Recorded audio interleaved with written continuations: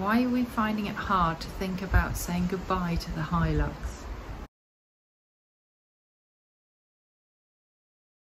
Adam bought the Hilux in 2015. At the time it had 12,000 miles on the clock and he paid about £10,000 I think for it. And the 12,000 seemed quite low.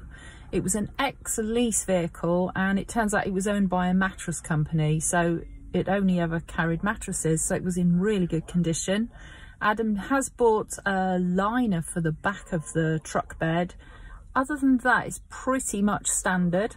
Just as a joke, he put some handcuffs on the back. But one day, we got a knock on the door from the Guardia Civil, that's the Spanish police, and I was trying to say in my best Spanish that it was a joke, that we thought it was funny. I don't know if they did actually, but they left. These funky car seat covers were discovered on eBay and they're actually washable and waterproof too. So that's never going to be a bad thing, is it? I'd always driven lease cars in the UK, so the first time I drove the Hilux was when we relocated from the UK to Spain. And I fell in love with it on that journey. I realised that it's got loads of torque, it's pokey, it drives really well. It doesn't feel clunky like you might assume just looking at it. It's very basic. It has a very basic stereo, no sat-nav, but we do like the simplicity of it. And I know Adam prefers the kind of more simple, basic old Hiluxes rather than the softer, rounder ones.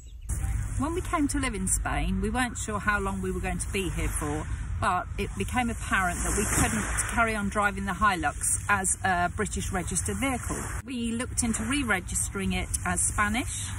We found a very helpful English lady who's lived in Spain for years, and we were quite lucky. The law changed at some point which allowed us to re-register the Hilux as a Spanish vehicle. However, it was classed as commercial. Initially, the ITV, which is the equivalent of the UK MOT, was annually, and then one day we went to get the ITV done in Benidorm. We do tend to kind of shop around a bit here, and they called us over and said, it's passed, your next ITV is in 6 months. And we couldn't understand. We also couldn't understand the Spanish, so we got one of our friends to translate, and basically Hilux needs to go through its ITV every 6 months here, and that's because it's over 10 years old. The rear fog light on the Toyota was a factory fitted one, and it was on the right hand side of the vehicle, but when we came here we had to have it moved across to the other side. So we've now ended up with quite a big ugly sandwich box on the back of the truck, but that was requested at one of the ITVs. Luckily it's not very foggy here, so we don't have to use it very often, so I suppose we could put some sandwiches in it. Quite early on our time living in Spain, we parked the truck in the old town of Javier, and when we came back we noticed that probably a lorry, because of where it was, the height it was, had presumably tried to get in or out of the space next to us and had gouged a big scrape along this wing. Adam's first thoughts were to get it repaired, but then we thought it'll probably happen again, and it is a workhorse at the end of the day. So Adam has done his own repairs to it, and it's fine. We know it's there, but the truck still drives perfectly. It's still an absolute star.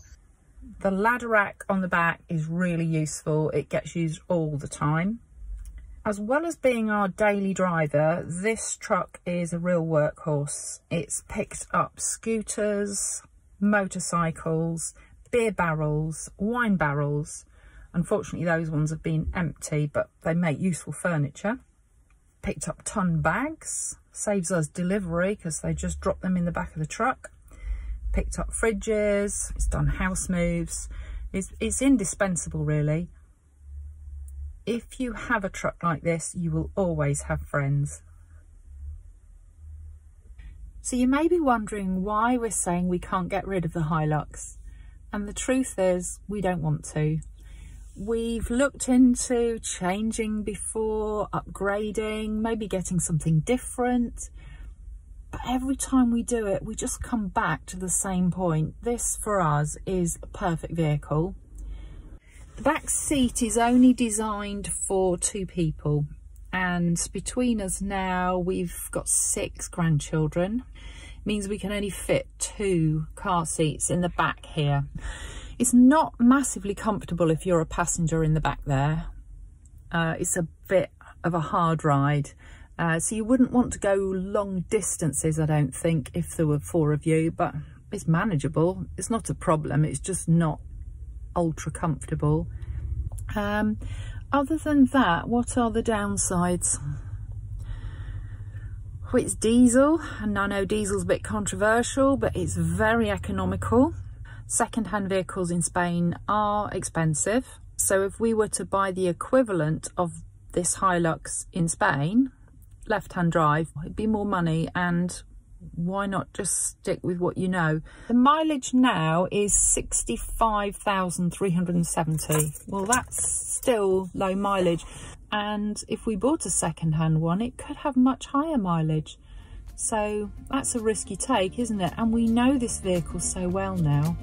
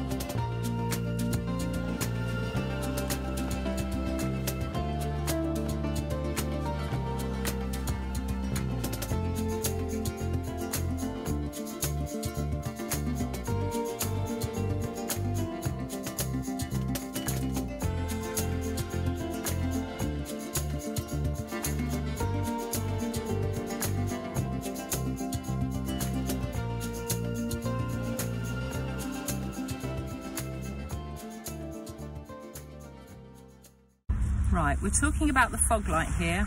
No, we're not. Yes, we are. When we... Oh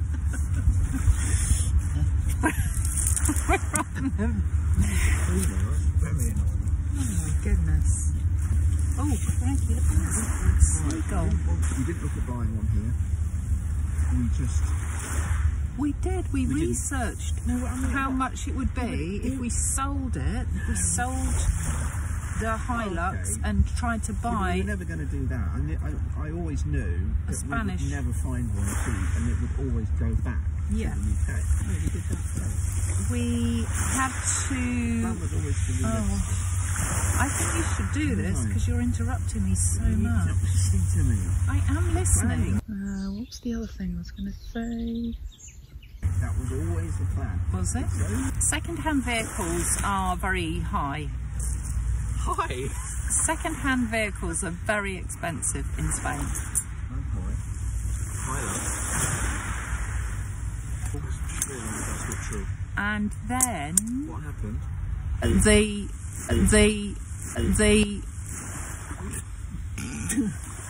thank you. And realised that it was the case, so we decided to get on with it in case of James and Norma. But that's a long story. I'm just trying to do a summary. The summary is...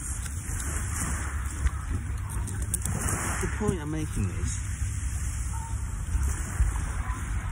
I just need a really quick piece of conversation. I don't need a huge long story.